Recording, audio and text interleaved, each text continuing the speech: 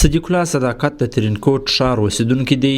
نوموړی څه موده مخکې له دولتي پوهنتونه فارغه سوی او اوس مهال په یو دولتي اداره کې دنده ترسره کوي.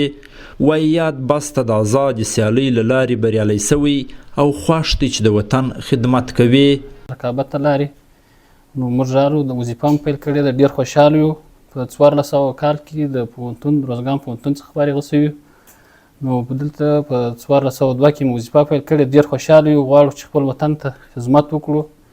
نو په آینده کې نور هم نو د دولت څخه دا هیله ده چې د روزګان ولایت ځوانان چې تعلیم یافته ځوانان نو هغه ته چې د کار زمینه برابره کړي نو دا به ډېر ښه وي د ځوانانو لپاره په آینده کې. چې د روزګان ولایتي مسوولینو په یاد ولایت کې د روزګان د کار او ټولنیزو چارو ریاست 1000 کسانو ته د کار جوازونه ویشلي ترڅو په دولتي ادارو او مؤسساتو کې دندې ترسره کړي.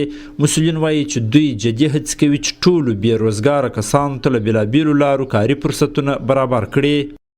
کې شاوخوا 1000 کسانو ته په مؤسساتو او دولتي ادارو کې کاري زمینه برابره شوې ده. دا چې د روزګان ولایت ولسونه او خلک ډېر د اقتصادي وضعیت کمزوري دي او لوېدلي دي، د دوی ته چې کله کاري زمینه برابره شي په دې سره به د دوی ډېر کم هغه د ژوند کم ستونزې چې دوی ورسره مخ دي د ډېره حده پورې به هغه ورسره حل شي او د کوم مشکلاتو سره چې مخ دي د هغو څخه خلاص شي. له بل لوري یو شمېر ټولنیز فعالان وایي خلکو ته کاري فرصتونه موندل د دې لامل سوي چې پر دولت د خلکو باور زیات او اقتصادي وضعیت ښه سي.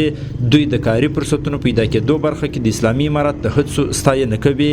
خو ډېر ښه فرصت د دې ځوانانو لپاره، ځکه هغه زموږ تحصیل کرده ځوانان چې دي له بهرني هیوادونو راګرځي دلته په خپل هیواد کې ورته د کار زمینه برابره ده او له قاچاقي او خرابو لارو نه راګرځي دلته وظیفه ترسره کوي او د کورنۍ لپاره یو حلاله نفقه پیدا کوي. دا ډېر ښه ګام ده او دولت نه موږ ډېر خوشحاله یو په دې عرصه کې چې دا لوی خدمت یې د اوسني جامعې له ځوانانو سره کړی.